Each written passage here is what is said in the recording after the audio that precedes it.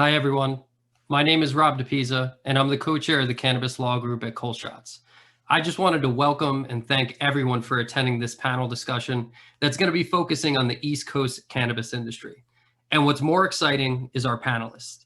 We have industry leaders from all throughout the country who are going to be sharing their thoughts with you on this newly emerging East Coast cannabis industry. This first panel, we're going to be talking strategy, how to break into this new market. So without further ado, I'd like to introduce Marissa Mastriani of Coleshots and Jeff Gittler of PKF O'Connor, who are going to be moderating this first discussion. Thank you. Good afternoon, everybody. Thank you very much for taking the time to join us. I'm a co-practice leader of the cannabis group at PKF O'Connor Davies. I do want to take a moment to thank those individuals in the firm that helped set this up: Sandy Carroll, Lenore Sanchez, and Noam Hirschberger. So the first topic for today is we're going to first have some of the panelists in my group introduce themselves. And Jean Sullivan, would you like to introduce yourself and tell us a little bit about your business? Thank you so much. What a great idea and wonderful sponsors for this discussion, because everyone needs and really seeks this information. I am Jean Sullivan. I am a longtime venture capital investor. And so I am thrilled that for the last 7 years, I've been a student of the cannabis industry. I am part of the ArcView team. And ArcView is an 11-year-old company that's been a very vibrant events company, morphing itself into a financial services business. That's pretty exciting, because we as an entity have invested more than $300 million in every cannabis company there is, but now have a real broker-dealer, ArcView Capital, FINRA-based, a consulting group, and the group that I'm building and part of is called ArcView Ventures. And we are thrilled. We have a wonderful fund. We've made 12 investments. Proud that Arnaud is one of our portfolio companies with his great company, and you'll hear about that in a minute, but also standing up special purpose vehicles for dynamic companies so we can draw in that huge base of investors. So I'm thrilled to be part of this because, first of all, I live in New York City, and we are so thrilled to be talking about this next great wave today that is happening for the East Coast. So stand by for that. We'll tell you more in a moment. My co-moderator is Marissa Mastriani. Marissa, it's your turn. Yes, hello everyone. It's a pleasure to be speaking with all of you today, and thank you so much to our panelists. We really appreciate your time, and I think this is going to be a great event that you're all going to enjoy. So I'm an attorney with Coleshots. I'm a member of our cannabis department as well as our employment department. And without any further ado, I'd like to introduce our next panelist. His name is Arnaud Dumas de Roli. So Arnaud, do you want to come on and tell us about yourself? No problem. Thank you very much. Thank you, everyone. Thank you, Coleshots and PKF O'Connor Davies for organizing this. This is a great event. The first, I hope, in quite a few that you guys are going to be putting on, because there's a lot to talk about on the East Coast. I am Arnaud Dumas de Roli. I could have started speaking to everyone like this with the French accent, but I think you would get bored very fast. Of course, I am French. I'm also CEO of the Blink Group and chairman of the ISO standards on vaping products, and chairman of the European Commission on Vaping Products. So deeply ingrained in the science of vaporization, which, as everyone knows, has become one of the main consumption methods of cannabis. Very happy to be here, and looking forward to speaking about products. Have a good one, everyone. Great, thank you, Arnaud. And I would also like to introduce our other panelist, last but certainly not least, Ashley Pacillo. Would you like to introduce yourself? Yeah, absolutely. I loved the comment about being a student of the cannabis industry. I'm going to have to borrow that one, because that is absolutely the truth. And I think for You know, for all of us, it's important to recognize that this space is evolving very, very quickly. So if you don't think about yourself as a student, you're making a big mistake there. It's a industry that certainly keeps you on your toes. And I think the second that you get comfortable and think you know it all, you're going to put yourself in a tough position. So I will certainly be borrowing that. But yes, my name's Ashley Pacillo. I'm the founder and CEO of Point 7 Group. I founded the company 6 years ago. I'm from the Northeast originally, grew up in Boston. Mom's from New York. I was in New York right before I moved to Colorado at the outset of adult use legislation. So, you know, I think I knew all along when I moved out west that I was hopeful I could take that knowledge back east at some point. So I'm actually dialing in Ohio. I'm driving back across country in real time to be based out of New York from here forth. But to tell you briefly about our company, we've worked with clients exclusively in the cannabis space. We've been working in 31 US markets and a number of different countries, helping groups that are brand new to the space, all the way through some of the most seasoned operators, you know, thinking through their expansion efforts, licensing strategy, marketing strategy, et cetera. So I'm really happy to be here and share what I've learned over the last 8 years in cannabis. Well, great. Thank you, Ashley. And actually going to keep you on the hot spot. So the first question we have is for you to lead us off. And obviously, Jean Arnaud, jump in after Ashley's done. But, you know, as an executive in the industry, I'm curious about what's your reaction to the East Coast legalization bills. Obviously, there's a lot to talk about here and a lot more details and regulations to follow. But what are your high-level takeaway points so far? Yeah, I mean, for starters, I think having worked in as many states as I've had, each new market, you know, really has the benefit of cherry picking processes, procedures, rules, and regulations, et cetera, from markets before it. So one thing to note about, you know, New Jersey, New York, Massachusetts, Connecticut, Pennsylvania, et cetera, they're all, you know, they're improving. The market and the regulatory structure that we saw in the first rounds for New Jersey and New York have evolved and have changed. And so it's definitely pleasing to see that these regulators are learning alongside of us. And I always encourage our clients, you know, especially when you're feeling frustrated about rules and regs, to remember that we're all learning in this space. And, you know, I think if you can look at the industry through that lens and remember that they're people too, and they're, you know, they're trying to navigate a lot. It's really important. But you know, some things that I'm really happy to see, definitely a huge emphasis on social equity. That's something I'm extremely passionate about. I think that I'd like to believe that states before have, you know, pursued social equity work with good intentions, but I don't think, you know, some of these states have necessarily nailed it yet. It's a really tricky, you know, it's tricky to put together. If you think about all of the considerations from an ownership perspective, fundraising perspective, it's not enough to simply give licenses to, you know, disadvantaged individuals or teams. You need to make sure that there's other structures and other supports in place, you know, to make sure that those groups are successful in the longer term and actually building sustaining companies. So I definitely think that we're moving in the right direction, and I'm really happy that those conversations have been at the forefront of the legislative process thus far. Yeah, thank you. Ashley, Thank you. I must feed into you. First of all, welcome back to New York and to the East Coast. And I'm happy to volunteer to be your New York Sherpa Yes. and whatever you may need. Because here's one selfish reason I say this.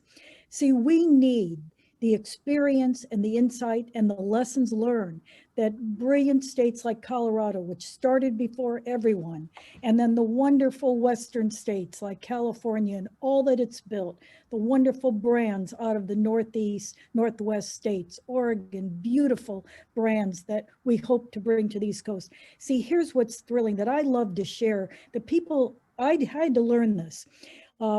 Part of that getting the PhD in cannabis. And that is that why is it that Colorado and all these Western states and Massachusetts got there before we did?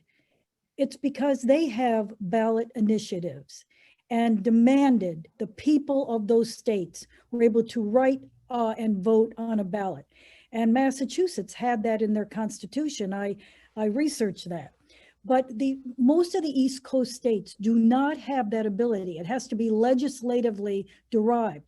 That makes it hard. Political problems, issues, people, fighting each other. And so finally, we have breakthrough with March 31st, Cuomo signing the adult use legislation. Pretty exciting. And here's why. There are 120 million people from Maine to Florida. That's big. And so now, finally, the East Coast can start to create these wonderful programs. We'll tell you more about that in a minute, but what's thrilling is it is based, like you were saying, Ashley, on social equity. The New York legislation is filled with all kinds of opportunity. That's great. We want that. And finally, we can bring to the people what they want, because it's now polling 72% of people across the US want this, want adult use legislation, and it polls in the 90s if there's a physician involved. So let's go. Thanks, no, Jean. thank you very much. I'd just like to pick up on something Ashley was saying about learning from the other states. I'm actually in transit as well. I'm in Denver right now, actually at a nice client's location that allows me to do this call. But learning from the mistakes of the past is really something important.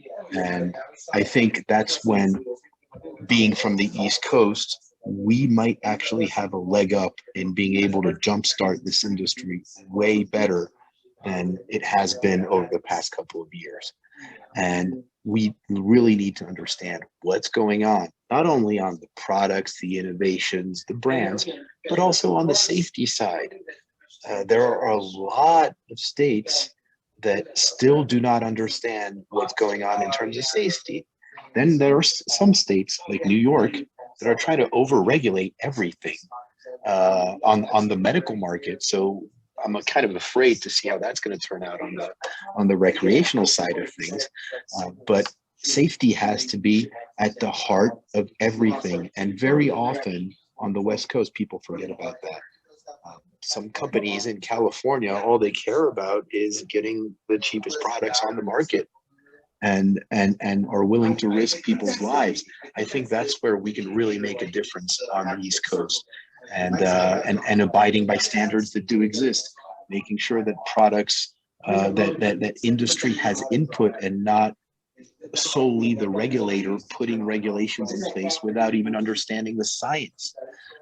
Right now, we have Canada, for instance, is trying to regulate flavors.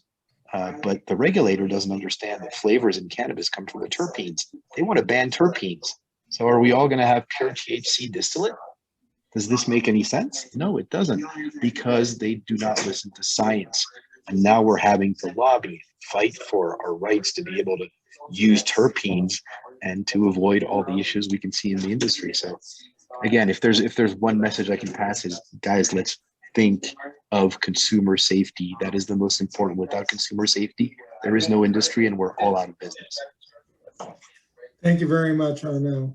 We don't want to give away all the questions, but trust me, there's so much knowledge that's in our panelists, and there's a lot to cover. So one of the next items that we wanted to cover are opportunities for ancillary businesses. This is right up your line, Arno, in the vape, but also we want to discuss some packaging and other products. One of our other panelists who'll be on later will also cover it, because one of his subsidiaries is Jupiter, run by Mark Scatterday. So Arno, why don't you discuss the opportunities for ancillary businesses on the East Coast?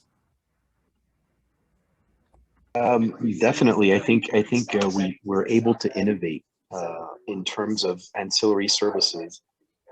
There's a lot of what we do is literally the picks and shovels of the industry. There will always be a need for packaging. There will always be a need for vaping hardware. There was always be a need for compliance. There will always be a need for branding. I think it's very, very important to understand that there's a lot of innovative ways to provide ancillary services. The opportunities are huge. Now, that said, the big caveats are really understanding what we're talking about, and just coming up with an idea and not knowing how to implement it is not sufficient. Anyone here trying to get into the industry and getting into the ancillary business has to understand why we're getting into this. The ancillary business, for instance, for people, for investors, and even for retail investors, is very important, because some people are afraid to go invest in plant touching products, and it can be a first step to discovering the cannabis industry and discovering the breadth of the cannabis industry. One of the other things is that we have a lot on the East Coast. We have a lot of design studios that are used to designing some of the best products, consumer products that we see every day. Imagine if those design studios start working with entrepreneurs from the East Coast to develop a lot of better products, a lot of safer products, more innovative products. That will be a game changer. And in terms of packaging as well, regulation in cannabis, especially here in the US, is different. It's a patchwork of regulation depending on each state. So it's great, while it's great to be able to make packaging in foreign countries, the last step and the last mile, if I could call it that way, to use a supply chain word, of that packaging should be done in the US. And there are a lot of different companies that can help with that. I'm sorry for everyone if there's background noise. Again, I'm in a room and people are having a meeting next to me. It's either that or I go outside and I can't see you guys. So that's really it. I mean, go ahead and add to what I was saying, Jean, Ashley, Jeffrey, Marissa. Yeah, no, thank you, Arno. Jump in there if you want. I was going to add really quickly that, you know, we work with groups, like I said, of all kind of shapes and sizes. And one thing I find myself reminding people about when they're considering how to get involved in the industry is to really consider what your passions and what your strengths are. I know it might sound cheesy, but you know, a lot of groups we talk to, they get excited about cannabis and they automatically think cultivating and retailing. And I think there's something to be said about keeping your career and changing your industry. If you're a amazing accountant or a proven intellectual property attorney, there's a lot of need for these professional services as a professional service provider myself. And licensing and holding these licenses is certainly, there's obviously merit to that, and it's very interesting, but I always try to encourage people to consider again, where their strengths lie and where they can make the greatest impact, because the ancillary side of this industry is incredibly healthy, and there's a lot of opportunity there, and it's a much different pathway to get in versus the licensing piece, waiting for an award, etc. So to put that bug in anyone's ear, if you're looking to sounding board about any of that, I'm definitely here to have that conversation. Great, thank you. I'm sure we're going to hear more on this topic of ancillaries once Gary Santos, panel comes on board. And Marissa, why don't you take the next question? Great. All right. The next question is for Jean. So Jean, how has the medical business developed on the East Coast? And what do you see moving forward now that we have New York, New Jersey with the adult use legalization? What does that mean for the medical business, in your opinion? So it's really an important question, and really an interesting result is possible for the following reason. I had the luxury of being with Steve D'Angelo recently, and he said in no state where there has been adult use has the medical been able to thrive. But listen to the details around what's going on in New York. Most people may not know there are only 10 license holders in New York State. That's pretty amazing, isn't it? Look at some of the other states. Each license holder gets to cultivate, extract, and have 4 dispensaries. So 4 times 10, there's only 40 dispensaries. I often add, imagine if there are only 40 drugstores in your entire state and you had to drive all over to find one. So it's kind of a travesty. This is one reason we are so excited about this new legislation. Now, here's what the new statute says. Each of those license holders, they're called ROs, for registered organizations in New York State, just a term of art that's used, are going to be able to stand up 4 more dispensaries. So they'll have 8, but only 3 of the 8 are going to be allowed to be adult use. So how do you like that?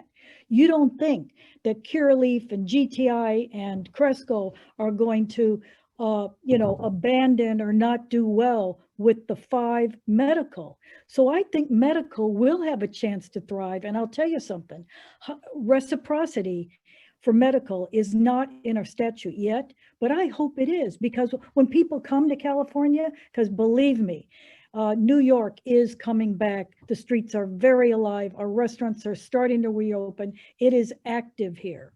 And so I want those Californians with medical cards to come in because those, I believe, those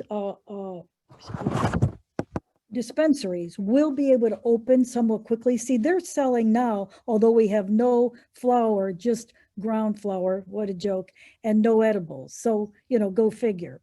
But what I'm saying is medical will have a chance. And so I believe some of those go-getter dispensary, get your medical card companies should go after creating, because one thing New York's done right, we have a very expansive list of a criteria for getting a medical card. So why not? Now, a little quirky thing. One of the reasons medical hasn't thrived, and I learned this also from Steve, sometimes people don't really like to track, don't like the dispensary to track. They're willing to pay more under adult use because guess what?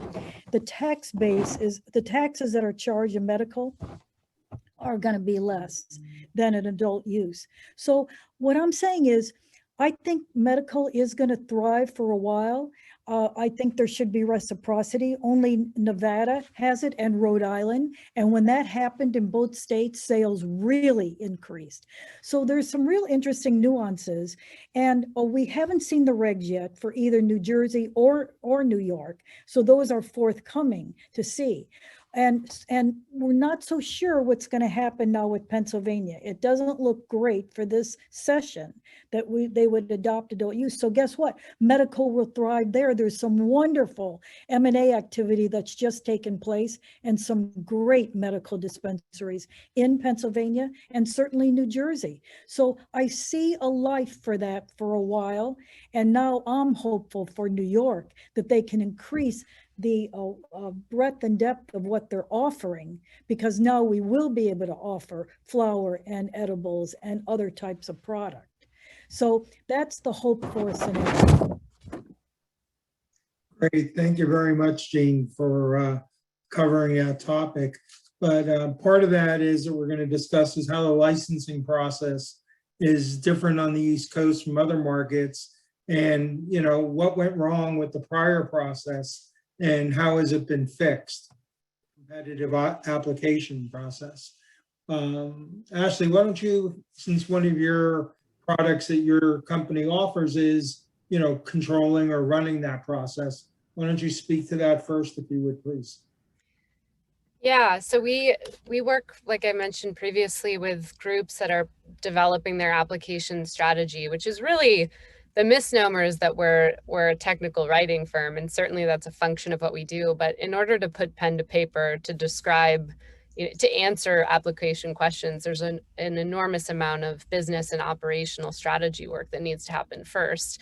What in looking at the applications from the first round, in anticipation of what these will be, the biggest change is the shift away from forced vertical integration. And I think my strong belief is that each market that moves forward with an adult use program is going to kick off with a program that heavily emphasizes social equity, based upon the fact that a lot of these markets in their first medical rounds did not do so, and the barriers to entry were extremely high. So when you're forcing, when you're forcing vertical in a way, that legislation is automatically sidelining a huge demographic of people because of all of the real estate costs and capital requirements necessary to get those a much bigger business off of the ground. So I think in that sense, if a state is talking about genuinely being more inclusive,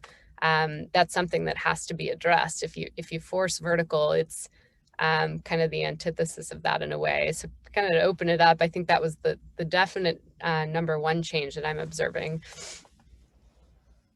And let me just ask maybe this panel a question, and this has been going around in my head for a while, because people are praising the program of New York for its inclusion and the social equity, but what will happen when the bigger players come in? I mean, I'm going to be very blunt here. I could just go get someone that's from a minority and use them as a straw man if my name is a big cannabis MSO, for instance. How do we prevent that from happening?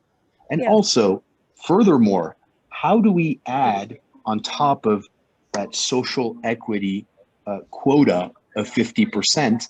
How do we help the minorities that will be applying move forward? It's not just about saying, hey, here you go. It's about how are we going to help the applicants? How are these applicants going to be accompanied not only by the regulator, but by industry and by associations as well? I'd actually love to jump in really quick on that. So I had the unique opportunity to work closely with the Massachusetts Cannabis Control Commission in the development of a series of courses for social equity qualified individuals, which these were free courses to participate in if you met the social equity requirements. And we covered everything from real estate selection to understanding what predatory financing looks like and what predatory management agreements look like. I think, New York is aiming to remove some of that. One of the most dangerous things to a social equity person is a predatory management agreement where, yes, the social equity person owns 51%, but if the business is gutted of all of its profits before that 51% is made available to them, what are they really owning here? And I think that there are some key pieces to this. The proposed sort of incubator program to try to help social equity applicants understand the application process and prepare for that. And also the notion that you won't be able to transfer your license for those first 3 years unless you're transferring to a group of a similar makeup. And, again, I think California, if we use California as an example, I want to believe that these social equity programs came from a good place and they were well intentioned. But if you're not going to create, a grant program, you're not going to create a course or an incubation period or whatever, if you're not giving a group a head start that has a notoriously hard time fundraising and gaining access to the dollars that are necessary, that head start isn't going to be that meaningful. So I think these other it looks to me like New York and New Jersey have definitely paid attention to what's gone on in Mass. I believe Mass was the first state to introduce that free, course strategy to try to make sure that applicants had the subject matter knowledge necessary to be successful as well. Great, thank you, Ashley. And Jean, I actually have the next question for you. And this is kind of a little bit of a amalgamation of things, but it would be great if you can give us the 411 on just the types of licenses that are available. Are there licenses that are more desirable than others? What are your thoughts?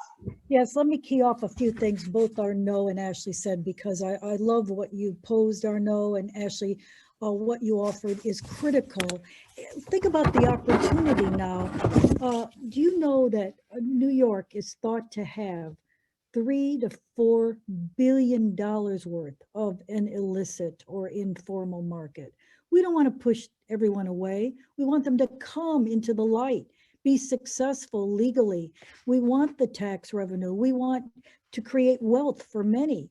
I think those are great goals.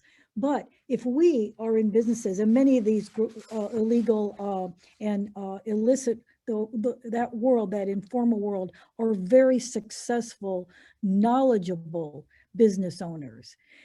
So we want to spread the education, like you were saying, Ashley, critical opportunity to teach and show people the way.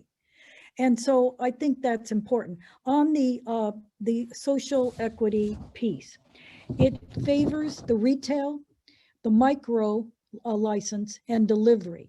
Again, trying to do, as we've just said, keeping those 10 ROs as the larger vertically integrated, and not allowing vertical except if you have that micro license. Now the regs are not out yet. It is uncertain what the size of canopy is even going to be and some of the rules and boundaries around it. But there are going to be these micro licenses. We've heard rumors anywhere from 3,000 maybe to 10, and 10's pretty good size.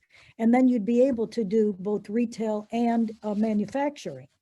So that's in place. And it skews, as was said, for a baseline at least of 50%. We want it to be greater than 50%. So that's there. And then in the New York statute, there's a few other goodies.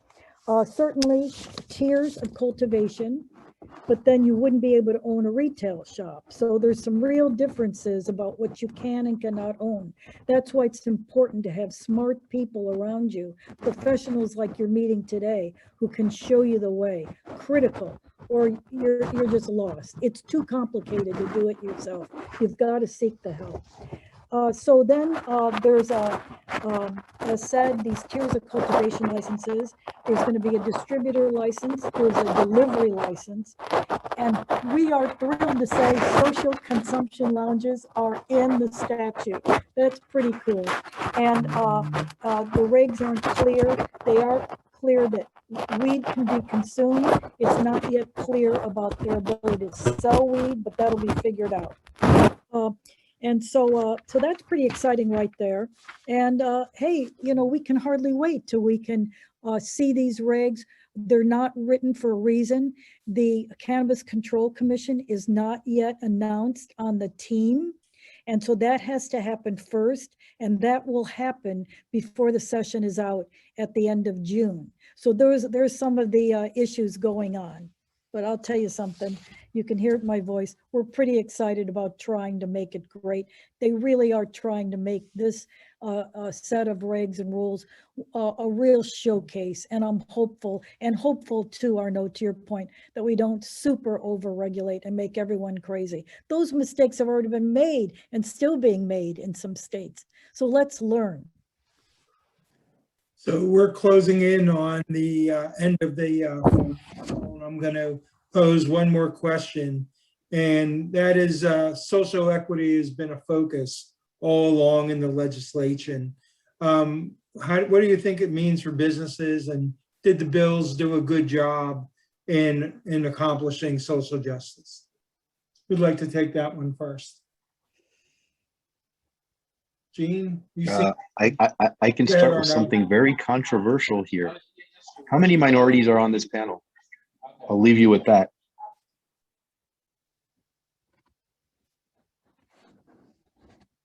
I know it's interesting, but I do favor the chance finally to open the door, to support each other, to, as I said, bring so many talented people into the light, to operate in legal ways. And I think each of us can do our part to help make that happen. That's what I'm hoping for. And as I said a few seconds ago, the baseline is at least 50% of those retail, micro, and delivery licenses, going to the front of the line and having that 3-year protection period. Yes, there will be hijinks. There were in Massachusetts and other states, but hopefully that will be managed. And Marissa, you have a question, I believe? Yes. All right. So what do you guys think would be some of the attributes that a very successful long-term cannabis business is going to have on the East Coast? I'll lead off and just say this. In all my investing career, which is long, And I've invested in more than 150 enterprise level companies in cloud-based computing, data aggregation, e-commerce, and now cannabis companies. There's one line that we always look at before we take our wallet out. Does this CEO know what to do and how to do it? That is certainly the number one attribute, but there's a close second. Is this the right timing for this product? I love being vulnerable and saying, that's where I've screwed up. I can see the future. So I can see what's coming and what's ahead, but is it here today? So I have learned to really look at the timing for a certain product. Is it right for now? Is there a big enough addressable market that wants this product or will want it? So I think those are some of the core pieces to really understand as an investor and as a business owner. Great topic. Thank you very much. And I guess the last question is, what do you see as effective strategies for expansion?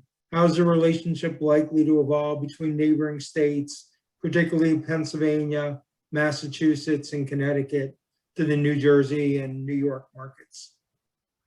Well, I'll lead off and just share that I happen to know the architect, one of the architects, and now there's some terrific thought leaders writing about interstate commerce.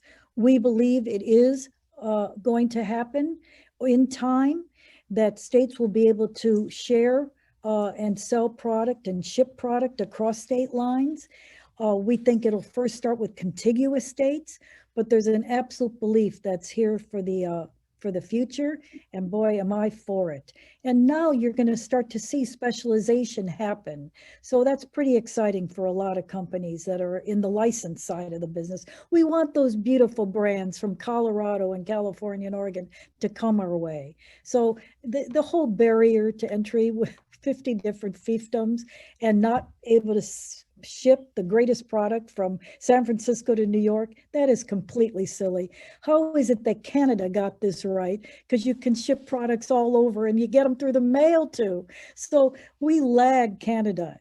And so let's get our act together and catch up on that. So that's one of the future areas that will happen.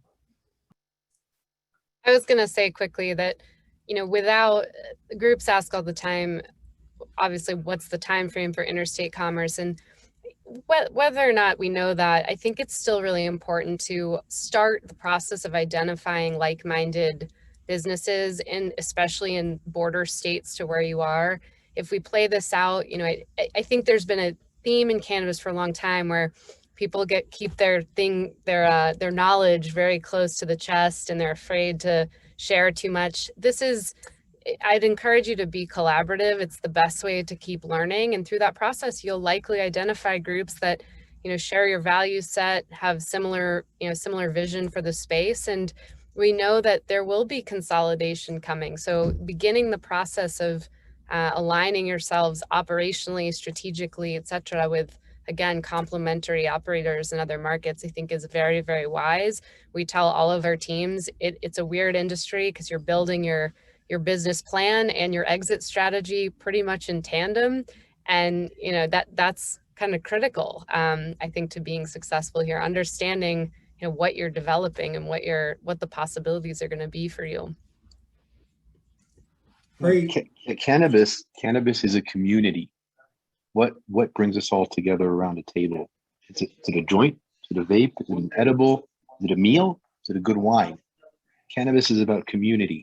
We all grow together, and it kind of hurts me when I see how nascent this industry is, and you see companies that are doing bad stuff to each other that are not even on the same segment. So let's just put some differences aside. Let's grow up all together, and just leverage everything we know and the industry to do something good, instead of saying everyone in their own lane and thinking that everyone is the best, because there is always better than us.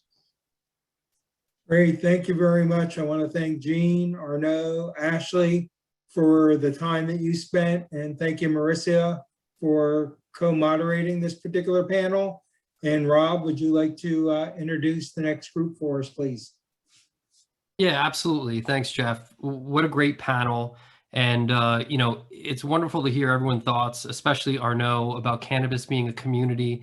And I think a key takeaway here is, listen, the East Coast cannabis market is exciting, but it's not perfect, right?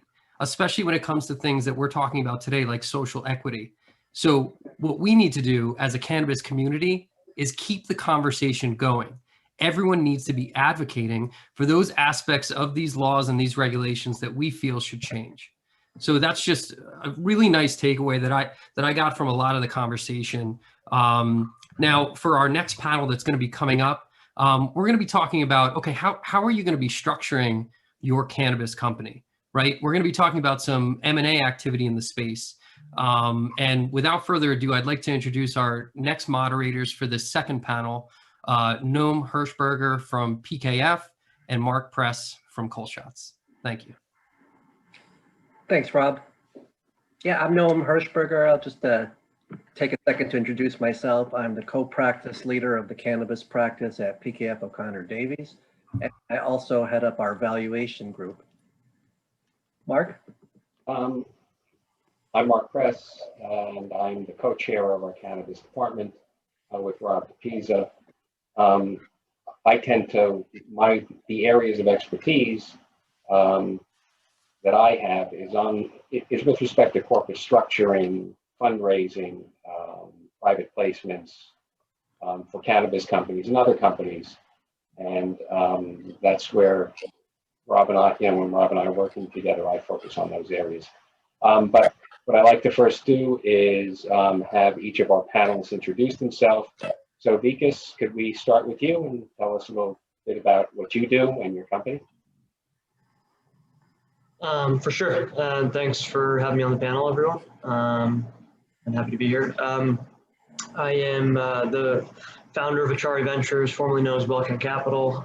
We are an early stage investment firm focused in the cannabis industry, investing across both ancillary and plant touching assets. Across two funds, we have 20 portfolio companies in the space. We've got about 35 million in AUM. We've been active investors since March of 18 and are obviously extremely excited for the shifts happening on the East Coast, given we're New York based. So thanks. Mel, would you like to? Yeah, sure. How about Gary? Gary, do you want to go next? Sure, happy to do that. My name is Gary Santo, president of Tilt Holdings. We are a multi-state operator, a little bit different than the rest, though, in that we have both plant touching and non-plant touching assets. We have our Jupiter business line, which is all inhalation hardware, and so the battery packs and the empty cartridges themselves. And then we are an operator in Pennsylvania, Ohio, and Massachusetts.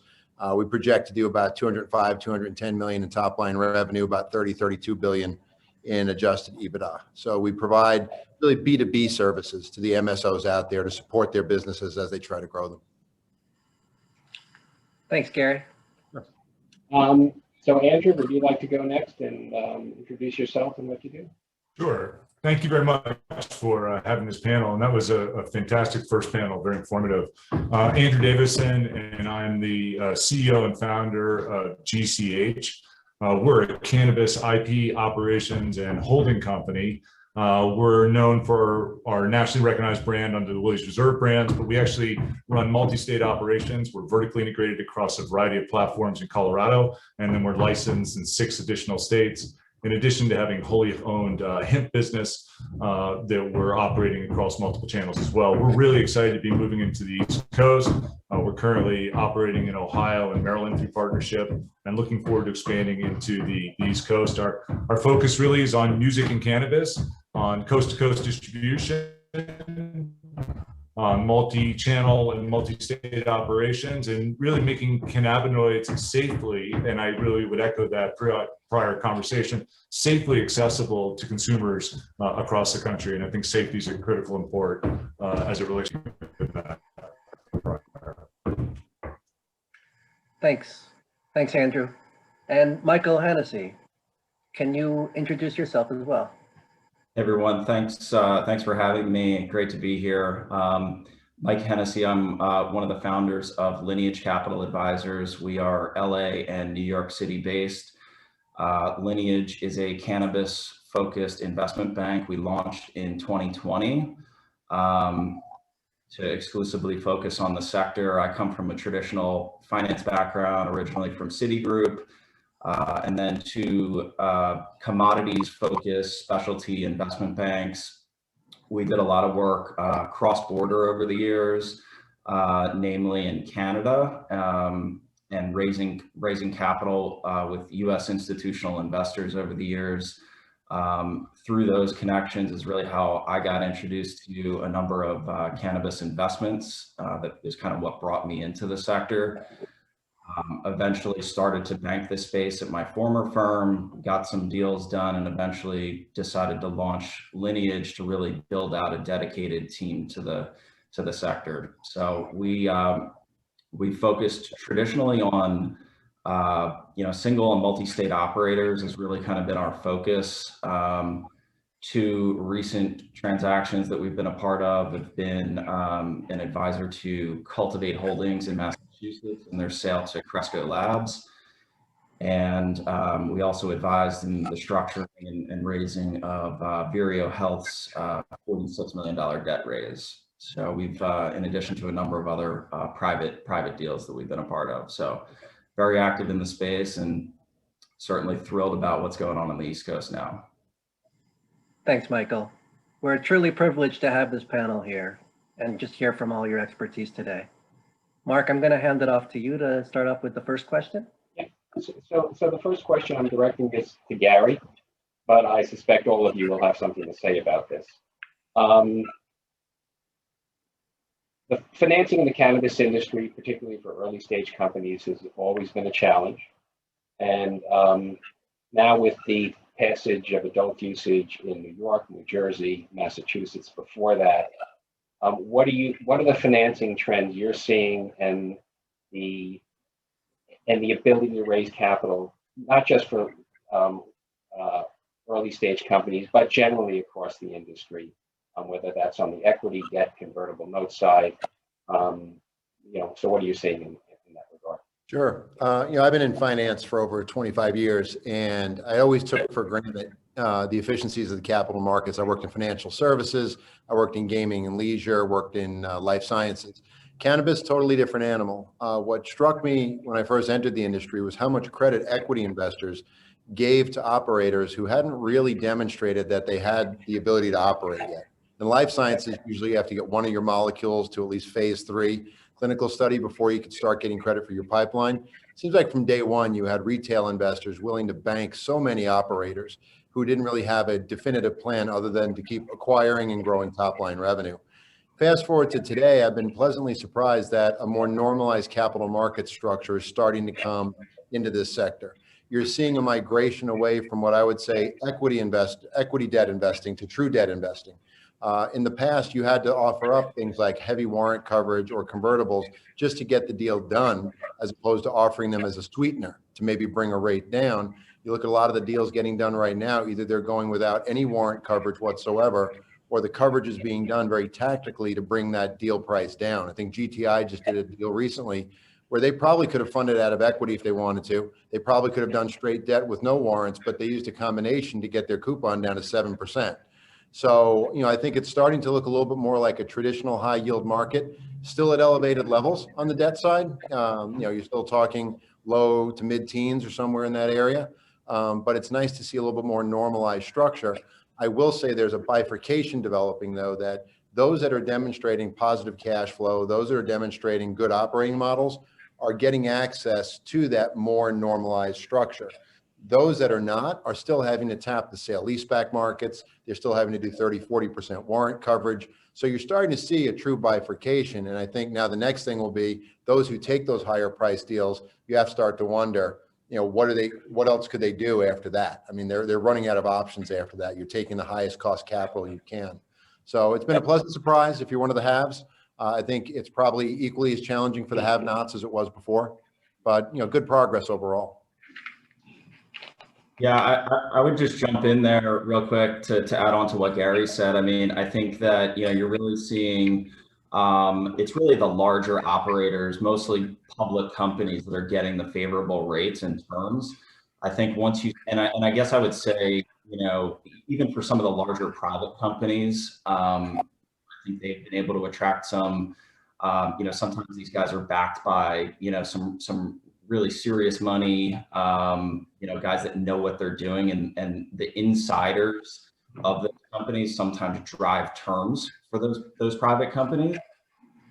As you start to get into, you know, kind of the middle market, both public and private companies, you know, those rates we're seeing are still elevated. So certainly the high teens at minimum. But, you know, to Gary's point, you know, the GTI deal, I think that's definitely a bellwether. I know Curaleaf did a deal earlier this year that was maybe 10%, and Toronto is now just under 10. Yeah, and they're big numbers too. You know, they're $100+ million deals, but they a lot of times the collateral to back that. So all small multi-state operators are in a position and a traditional sort of credit facility or debt instrument. Yeah, I would just add to that there's definitely a clear divergence between both the private and public markets, and on the private markets, while there's more options today, the cost of capital is still high, right? So as opposed to a couple of years ago where you predominantly didn't have a choice beyond equity capital, and even the equity capital was structured equity, I think that has obviously gotten cheaper, but you know, you still will see, you know, you have more options now from whether it's sale leasebacks or whether it's debt, but it's still expensive, right? And I think that disconnect will remain between the private and the public markets. And to Mike's point, it's like even on the public side, there's a serious valuation disconnect between small cap, mid cap, and like the top tier MSOs, right? And so, you know, I think it's just clear that like A, access to liquidity makes a difference, and B, size makes a difference. But for like anyone starting out, you know, new on the East Coast and in some of these markets that are emerging, I think there's going to be a lot of capital that wants to come into these assets. However, it's probably still going to be expensive in the sense that, you know, it'll likely still be predominant in the form of equity capital if you're just getting off the ground. Yeah, I would add too, from the operating side, I think that I would echo Gary's initial comment. You know, a lot of the PE firms initially got into this and they were really making venture bets, not equity bets. And so the market's normalized. You've seen the equity firms start to plan for follow-up investments, be a lot more measured in terms of how they're looking at their investment strategies. Capital for a private company will be just close to 50 million this year, still private. Capital is expensive. However, I would agree, the focus has changed dramatically to profitability, unit economics, and a sustainable plan, rather than just, as Gary said, you know, unmitigated growth and the rocket ship. I think there's a real understanding that fundamentals are going to hold sway, and then clearly with the public companies positioned as they are, and with the market changing as it is, certainly capital is going to be much more favorable, and the ability to scale through those mechanisms is going to be the right structure, even for successful public companies, because the cost of private capital is just too high. And then lastly, I would add, you know, we're depending on which sports analogy you want to use and your own opinion, but we're early in the game for sure. And, you know, we've been in this a long time coming out of Colorado, and we sometimes forget, but it really is early market. And there's a lot of capital that still needs to come into this space. There's a lot of consolidation that still needs to happen. And it's early stage. And frankly, you know, we work with Willie Nelson, and he's one of the founders in our company. He made a statement early on, you know, gather all the same people under the tent, because it's going to be a crazy ride early on.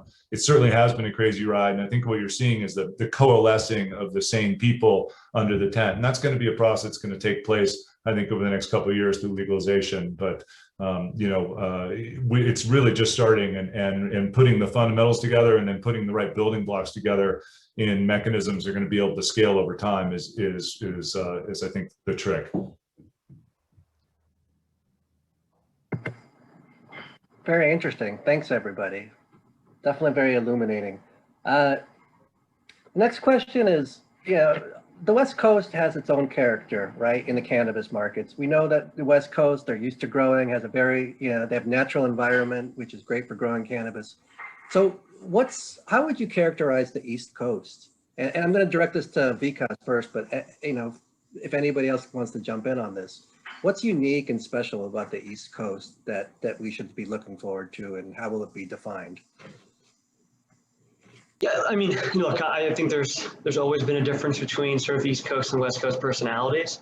And I think like the biggest difference that you'll see probably is just in terms of that, the personalities and the execution capacity of management teams. I think you obviously don't have a legacy, sort of that legacy history that you have in California, Oregon, Colorado, Washington, right? That you have in some of these East Coast markets. And so I think without sort of that backdrop, I think you just tend to, have maybe slightly different motives and backgrounds of types of individuals who are getting into the cannabis space within the East Coast.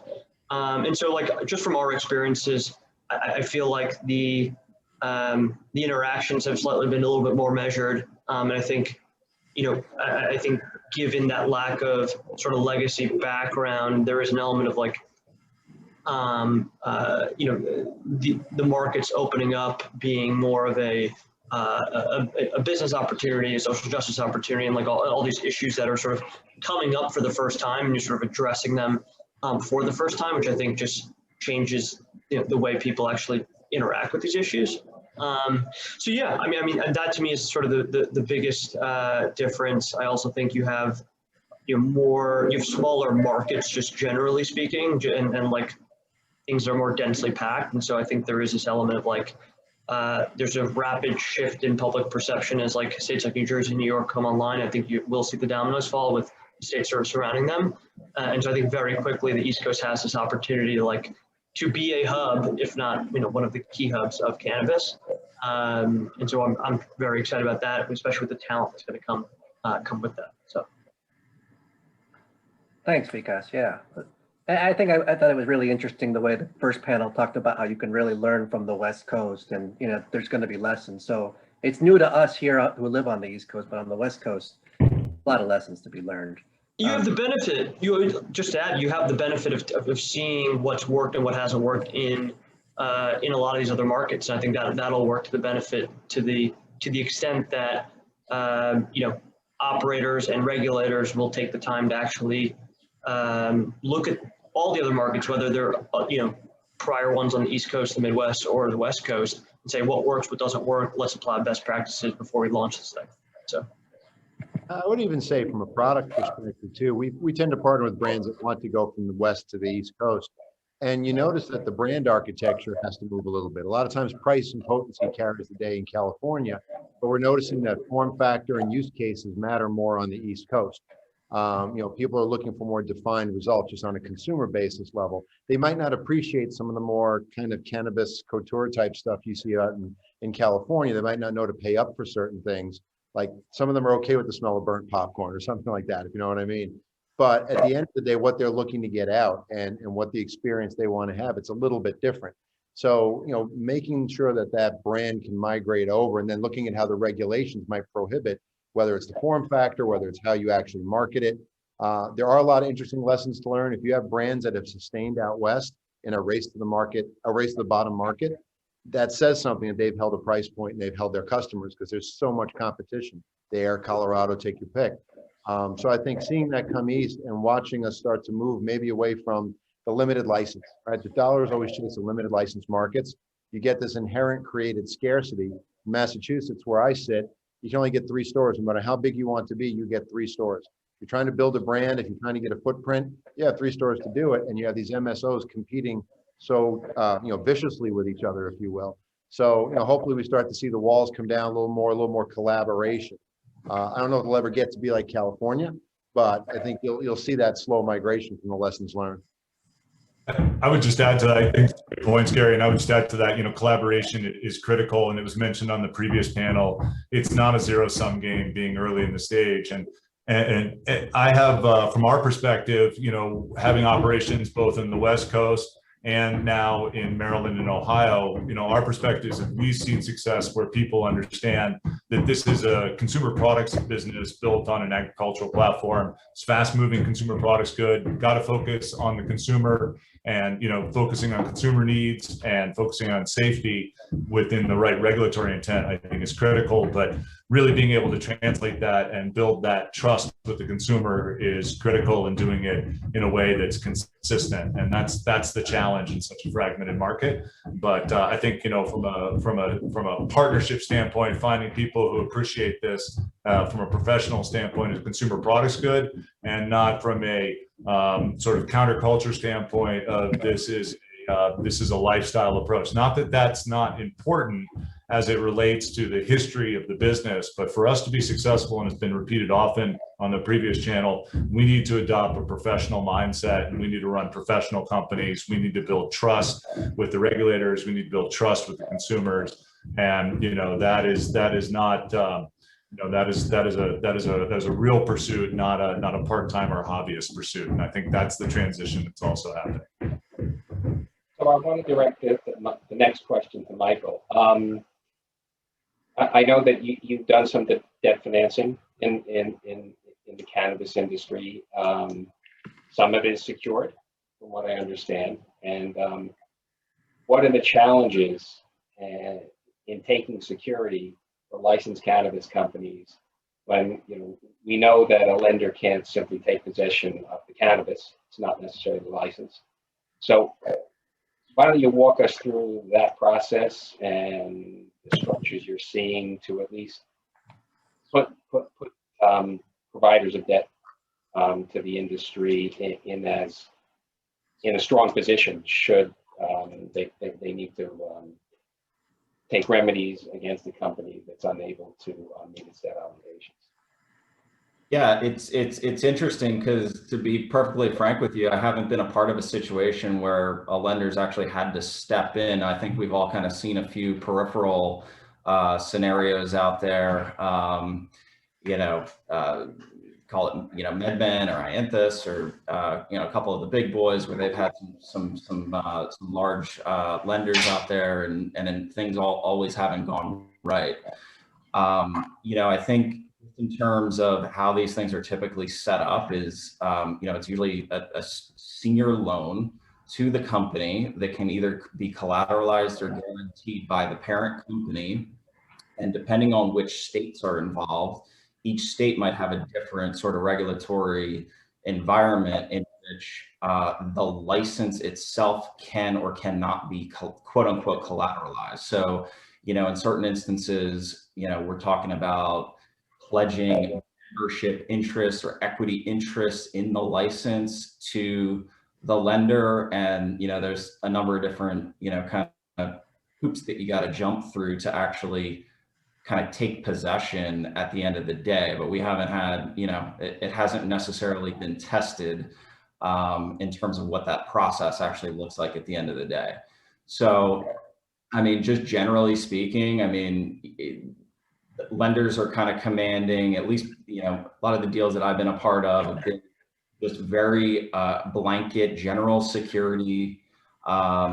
We're avoiding personal guarantees these days, I think, from for all intents and purposes. Is we've been operating with or dealing with like bigger companies who actually have a business and or cash flow. But I think it wasn't very long ago that we were seeing debt deals that had to be personally guaranteed by the management teams. So, I think things are definitely moving in a positive direction from that perspective. And then, just in terms of, I'll leave it there. I'll leave it there for now. Well, just to follow up on what you said, Michael, actually, one of the interesting things I've seen in this industry that kind of surprised me was somebody actually hired me to appraise a license in a limited license state and to be used as collateral. So, is that common, something that you see? And obviously, that licenses, just the paper in certain limited license states, have a lot of value. So I think that's the idea. But is that something that you've seen ever before? Or? We haven't been a part of a transaction where a lender's actually gone in and appraised the license itself. And I think this is kind of where, you really need some industry expertise if you're going into some of these markets. And like, whether it be lending or making some sort of investment. I mean, every market is different and has its own nuances. I mean, you talk about a market like Pennsylvania, where there's been a ton of activity, both on the financing and M&A side of the equation. Licenses there, just by virtue of the number of, call it, grower processor licenses, there's only 26 of them in the state, right? Everybody's vying for one of those things. So the paper itself is going to go for a lot more than a license in Washington or Oregon. I mean, it's just supply and demand. I mean, same with Florida. I mean, there's a lot of activity and chatter about Florida, and we don't know what's going to happen. Are they going to issue more licenses? I mean, kind of going rate for a Florida paper license has been kind of 30 to 50 million bucks, sometimes lower, sometimes higher, but like that's a lot of money. But you're able to build out to an unlimited number of retail dispensaries. There's pros and cons to it, is the point. But you really have to understand the market that you're in. To Gary's point earlier, you go into Massachusetts, you've got the 3 retail cap, a cap on, depending on what year of a cultivation license that you have, the greatest being 100,000 square feet of canopy. What are those worth? I mean, it's really hard to say, and how many more are coming on or are allowed in each market. It's very subjective to start slapping prices on licenses. Sure. To echo Mike's point, I mean, I think there's also an element of like, in certain markets where you have that limited license exposure, there is that value attributed to it, but likely over time that value sort of declines, right? Because you think about a state like Massachusetts, where the value of what you have now is simply, what is the top line that you're producing? What is the EBITDA that you're producing? And that's what, if you actually want to get acquired, I think that's what a lot of the, acquirers are looking for at this point, given that the majority of them are large public companies who are being measured on their own revenue growth, EBITDA growth, given sort of the growth they're seeing across all their markets, right? And so there is this dynamic too of like having to take the specific markets into account, but also take the trajectory of what you think those markets are going to look like, because there's the varying sort of stages of a market and where a license probably oscillates in more or less value.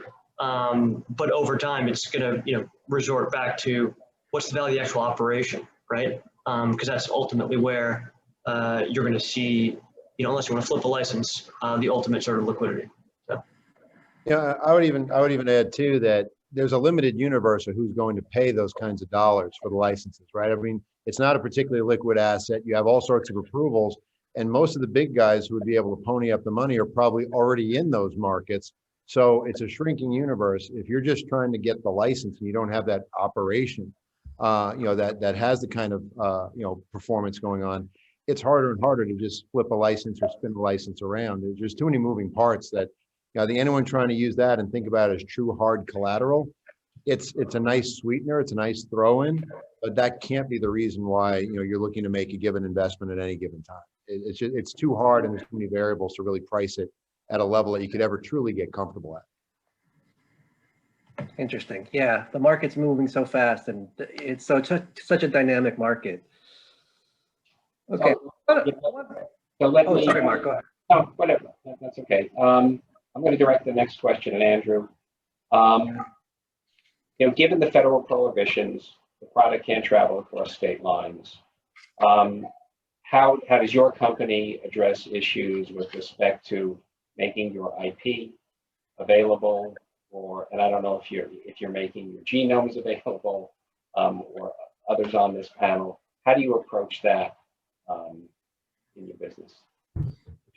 It's an excellent question, and there's several different ways to go about it. Now, for us, first, you can't legally transport genetics across state lines, so you can look to replicate based on profiles or different markers to get consistency, but you can't legally transport your strains or finished products across state lines. So that presents certain challenges. For us, we're vertically integrated in Colorado aspects of cannabis. So we have full knowledge of the business, but to replicate that in other states is capital intensive. And for us, when we want to take our brand and replicate that brand, what we're going to look and what we put together is a licensing program that allows us to extend our brand in partnerships and to do so with other operators that are looking to build brands and bring brands in to extend their portfolio. In the early stage of the market, you know, the consumers are eager and excited to consume the product. But as the market matures, consumers have consistently shown they want variation, they want brands they can trust, and they want selection. And so, you know, what we've had success is working with operators who realize that, to bring those brands into market ahead of that change as consumers start to demand more. For us, how we work with those operators is we have a highly defined set of SOPs, both on the packaging and the branding, but also on the production and the development of the products. And we do that not only to maintain consistency with the consumers, but also to maintain a consistent experience, but also to maintain consistency on the regulatory side as well. And so for us, that allows us to expand ahead of a large capital investment, to work with our partners to extend the brand and start to engage with consumers. And then as we expand and extend our operations, we'll look to build more direct vertical operations in other states. Let me just ask a follow-up question now, God. So if I'm recently awarded licensee, have not operated previously, but I have a cultivation facility, I have the capital in place. I mean, would you say, in order to establish yourself, so is that the point in time to bring in a company such as yours? You know, you like the product, they're familiar with your product, the brand, I should say.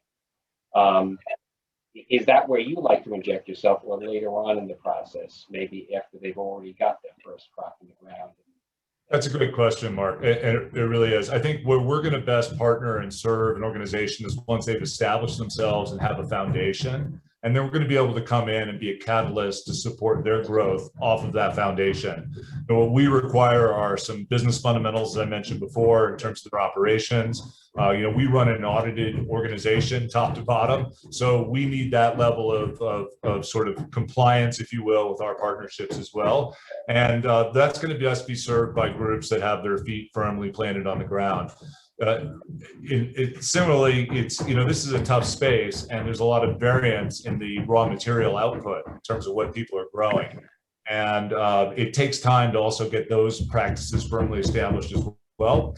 And so those are the type of partnerships that we'll best work with. Now, a lot of groups have moved quickly and can accomplish that within 12 months or so of turning on the operations once they receive their license. So it can be a fairly quick ramp. And then lastly, I'll say, you know, the best relationships develop over time. So it's always good to start those relationships and to understand what those parameters are early on. If it's your intention to build those type of brand portfolio into a licensed structure, better to start to build your business model early and to interact with those type of brands that you might want to work with so you can best facilitate onboarding them, because, you know, there are elements that you're going to want to be mindful of to structure your business in that type of an OEM manner as you're setting it up from the onset, if you have that opportunity. So certainly, you know, we can work with and advise and be a part of the conversation, but in terms of actualizing and becoming operational, we're going to be best served once a group has got their feet on the ground and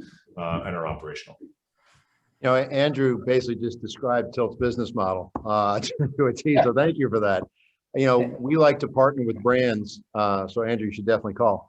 But, you know, from our perspective, our job as an operator is to understand our market, to have a sales infrastructure and a distribution infrastructure. So, for example, Pennsylvania, we sell into 95% of the retail stores in Pennsylvania. We have, you know, we have the capabilities, we have the grow, we have the processing. And really, our job is to do what we can to keep those costs down, understand the sales infrastructure, keep the investment Andrew would have to make in boots on the ground as little as possible, and partner with him to help him also, you know, I think tweak the brand architecture a little bit, because each jurisdiction is going to have its own set of dynamics in terms of what do the customers really want there. So what works in Colorado, will that work in Massachusetts? Will that work in Pennsylvania? And that's where we found developing those kind of mature partnerships, brands that are well established, that really understand their architecture and what's important to them, and then marrying that up with our know-how. In fact, we tend to shy away from just pure licensing deals. We like to share the gross profit, because for us, that keeps the brand does what it does well. The marketing, the architecture, you keep that nice price point going. We'll get our part of the job going well, keep the cost down, and all the rising tide will lift all boats. Otherwise, in traditional licensing deals, you always have sort of one party's getting paid, the other party's trying to do as little as possible, still meet the SOP to keep their margin going. We like those symbiotic relationships because that's how you end up with a product that's the same in California, Colorado, and Massachusetts. And it's not just the name, but it's the experience. So I love that model. It's a fantastic model. Well, that puts you, that in a sense, it puts you right into the equity stack there. And so you then have to be cognizant of the regulatory environment and what approval, I assume, are necessary to take a piece of the profits of cash flow coming out of the business beyond just a pure license arrangement. Yeah, it's a true partnership, so that this way, you know, you have that good, both parties are working together, but most importantly, they don't have to be combined to make that happen, right? So brands often have to either sell themselves or just do exclusive deals with limited footprint. It's a little bit more of a brand Switzerland. So I think that's where you can afford to have that kind of relationship where you're sharing, and that you've got enough distribution where that makes sense. I think if you're a traditional MSO with limited number of retail stores, it's probably a different story. The licensing deal probably works better for Andrew on that point, probably works better, frankly, for the MSO at that point. So. Thanks. Gary, I have a question for you about 280E. Obviously, you know, my firm, I'm an accounting firm. I feel like I have to ask about 280E. So hey, when you make investments in another, I know you've recently invested in Ohio, you've invested in, Massachusetts. How do you think about 280E in the future in light of, potential, now we have a blue wave, we have potential legalization on a federal level. How do you think about that? Do you make an assumption that it's going away anytime soon, or what are your thoughts on that? I think with all legalization and things like that, you always keep it in the back of your mind. The problem is you just don't know when. And I think the blue wave, what always gets us nervous there is if they try to overreach and do too much at once, there'll always be some part of the bill that somebody will be against. So I'd love to see them compartmentalize, do safe banking, take care of 280E, do the descheduling, do it bit by bit. Don't try to do everything all at once. But for 280E, I mean, it is a disadvantage to the market. I think you've seen people try to get creative with defining COGS. I'm sure you've seen plenty of that. And the problem there is at the same time, while you might do something good for your tax perspective, to the investor out there who's looking at your gross margins, you're suppressing your gross margins. You're making it look like you're not an efficient operator in order to get the better tax treatment. So it's a bit of a trade-off one way or another. I mean, we tend to just bite the bullet and say, okay, let's not get overly creative. Our COGS are our COGS, our margins are our margins. Let's just assume 280E will normalize at some point. We're all suffering from the same malady. So there's no reason to get cute and try to start pushing stuff up and down, because if you do that with 280E and then 280E goes away, you're going to have some splaining to do out to the street when you try to describe your margin profile. So, it's imperfect. But it also, I think it also gives the industry so much more room to run as you start to take some of those shackles off. Interesting. So I have Noam, did you have a follow-up? No, I was just going to say if anybody else had a comment, but go ahead, Mark. Yeah. No, so, 280 is always an issue on how we structure companies and set them up and so forth. Hopefully it does normalize with all the pending statutes in Congress, if any of them get through. But in the event of federal legalization in the form it takes, how do you see that affecting the industry? And by that I mean there are certain aspects of the operation of a cannabis company, from cultivation to processing to dispensing, in which things will be better to do in one state as opposed to others. If you're growing outdoors, the South's going to look a lot better than growing in the Northeast under controlled conditions inside a large warehouse. So I guess it's a two-part question. One, I suspect we may see some resistance from states in that regard, because they may try to protect their own turf, where you've had industries that have spent a lot of money there establishing under those ground rules. Now this changes. So what do you see in your crystal ball of how this might affect the industry? And this is to everybody here. This is weigh in. I'm happy to go first. You know, I think that there's a lot of different things, right? There's a lot of redundancy that exists, I think, in the current cannabis supply chain for folks who are spanning multiple states. And so I think the first thing is you probably see a lot of that redundancy go away. There's probably new, with the understanding that the one variable there is whether states create incentives for certain things to happen within a certain state lines, which is the biggest unknown, or one of the biggest unknowns in our opinion. But assuming that that doesn't happen, I think there is a move towards areas of low cost cultivation. You probably see some sort of craft world as well, especially with the importance, I think, of genetics long term. I think it makes it a hell of a lot easier to be a brand because you've got open advertising and marketing channels, and also just easier ways to transport goods across state lines. And then I think, like, organizationally, from an organizational structure perspective, you probably just see less redundancy within an actual org structure, because right now there's just so much that's required on a state-by-state basis. And so, ultimately, I think one of the bigger variables there is going to be what rights will be given to states and what rights will be given federally, and how will those rights or decisions that can be made then influence sort of the broader efficient ecosystem that you think could happen. Because I think, for example, the incentives or the tax treatment for in-state versus out-of-state could be a big driver for a lot of these decisions as well. And that's just very much unknown. I think that redundancy point is extremely well taken, in the sense that, I mean, if you think about the early days of Coca-Cola, right, they had to own the entire vertical. They had to grow the sugar cane and everything. Over time, that's not an efficient model to sustain. I think everyone always talks in the legalized world, the grow will get commoditized somehow, some way, but specialty grow, maybe not. The boutique strains, there'll probably always be a place for that. But the high yielding grows and stuff, I could see that becoming more commoditized and centralized, subject to what the states put in place. I think the retail also gets hit. You got a lot of stores out there right now, a lot of stores in a lot of jurisdictions, and will you need all of that? So I think over time it will be interesting to see, because I agree that comment on the states is spot on. They've gotten used to some of the tax base and some of the revenue and the jobs that are created, and they're not going to want to see that go away anytime soon. So it wouldn't surprise me if someone said, if you want to sell here, you have to manufacture and grow here. At which point it's the same conditions we're in today. So yeah, you can cross state lines, but who cares if you're operating in a state where it doesn't matter? So it's not going to be a quick fix. It's not going to be a quick solution. There'll be bits and pieces. But that's why I think trying not to get yourself too overweight in any one of those, or committing too heavy to having so much vertical overhead, it keeps you nimble enough that I think you can adjust one way or another, whatever state you're in or whatever the federal mandate winds up looking like.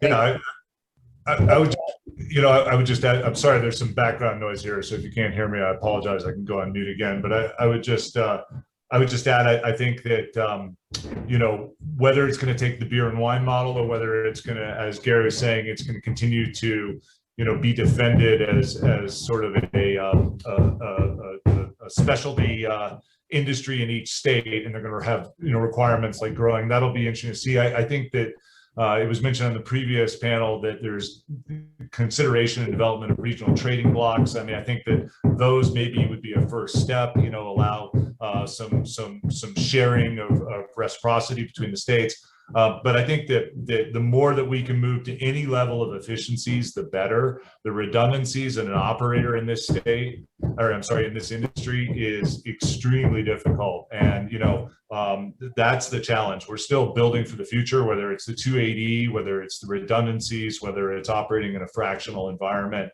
That's the reality. So I think the degree that the industry over the next several years can consolidate and build efficiencies and collaborate, and the degree to which the changes in the federal stance, and I would also echo the previous statement that it should be measured. We don't want to see it all at once. But the degree that that happens, I think, is going to be a real benefit for the industry. And again, for the operators that are moving towards profitability, you're going to see them to be able to streamline and build more profitability into their businesses. But you know, that's badly needed because one of the challenges restricting the industry is how difficult it is to operate.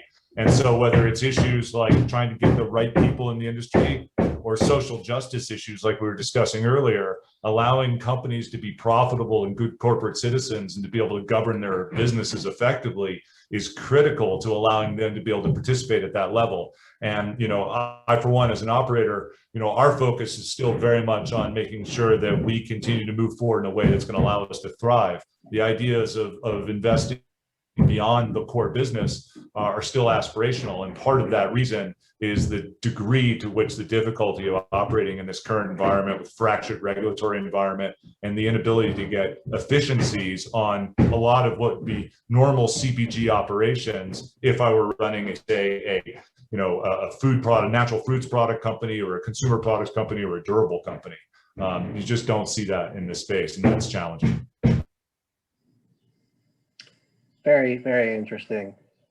Thank you, Andrew. I have one last question here just before we close out, and it's kind of a big one, but I know a lot of the panelists here have experience either being a private equity investor in this space or having had private equity invested in, you know, your operating company. So I'd love to hear just from both your perspectives on, you know, first of all, you know, were you able to attract and stand out, you know, to obtain a private equity investment?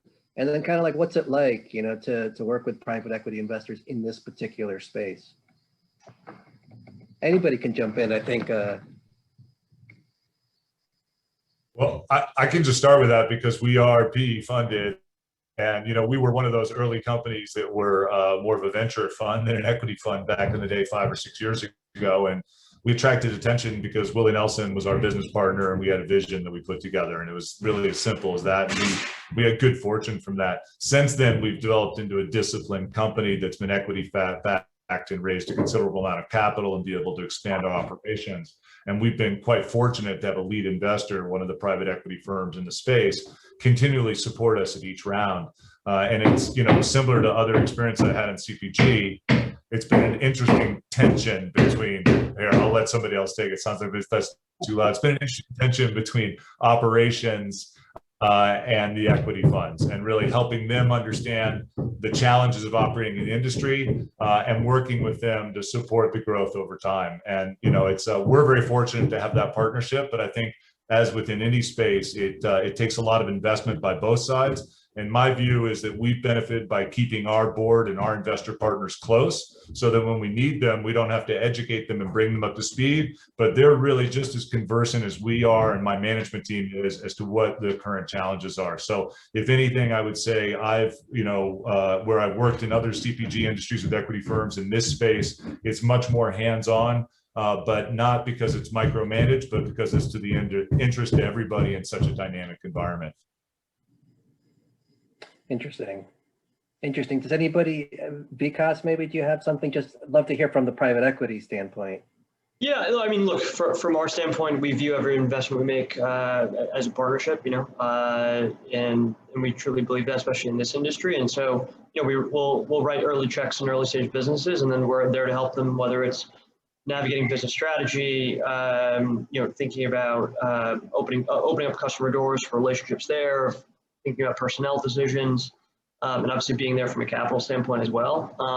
I would say there's definitely been a stark shift in the types of investors who are investing today than maybe 3 or 4 years ago, and sort of like what their motives were. And I think I've definitely seen sort of CEOs get a little bit smarter or sharper on like who they want to take capital from, which I think is like super important and a good thing at the end of the day.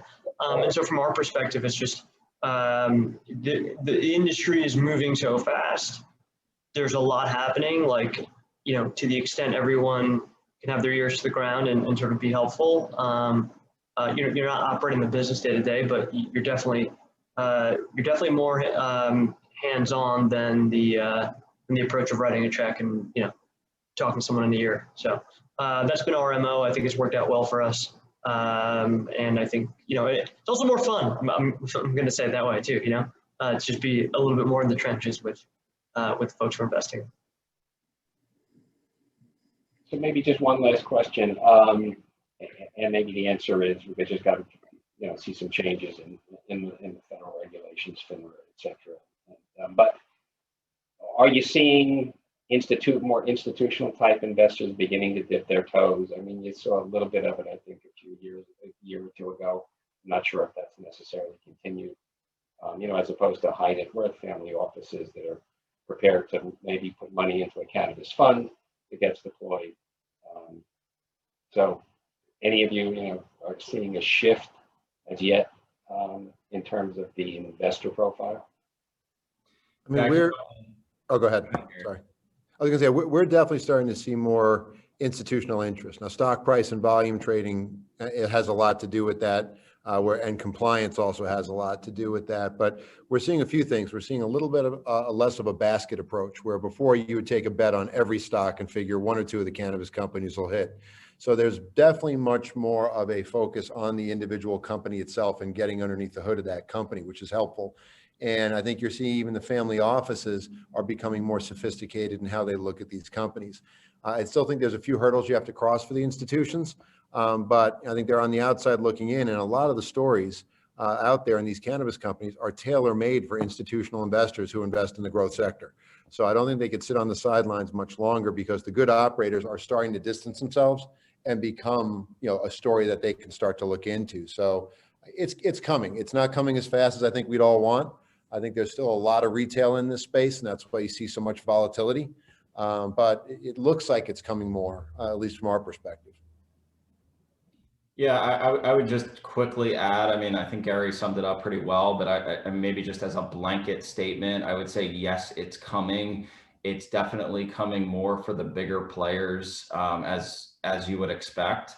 But the institutional players are definitely looking. I mean, I kind of come from that side of the fence, and like the biggest of the big are looking closely at the space, and whether it's internal compliance or, sort of state or federal laws that is the impetus for them to come in.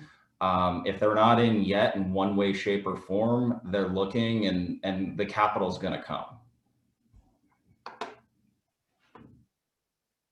Okay, we're running out a little time here, and there's one question I definitely want to get to from one of the attendees, and then after that question, we will be wrapping.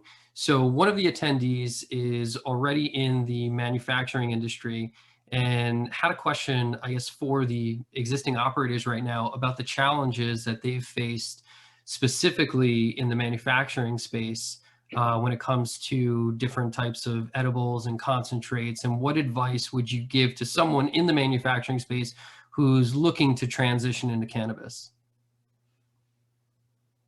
That's a great one. Keep all that knowledge, because the industry needs it. Coming out of life sciences and stuff, we don't have the clinical data, you don't have the FDA regulations, no one's really stepping into this, but ultimately you're giving people something that they're putting in their body in some way, shape, or form. So I think bringing some of those best practices we've found as we've been hiring and building out our manufacturing, we're bringing people from other highly regulated, a lot of life sciences background, manufacturing and production facilities, because you want to institute those best practices. Assume the FDA is coming, assume these people are coming, and build your practices around that, because it's so much harder to do it after the fact. So I think the industry could use more folks like that coming in. So, welcome with open arms. I think that's great advice. And, I can't thank the panelists enough for these discussions. I think that they've definitely been, valuable to everyone, attendees and other panelists alike. And I think there's so much to talk about here. We can definitely continue the conversation. So thank you again to all the attendees, to all the panelists, and we look forward to continuing the discussion with you as a cannabis community. Take care, everyone.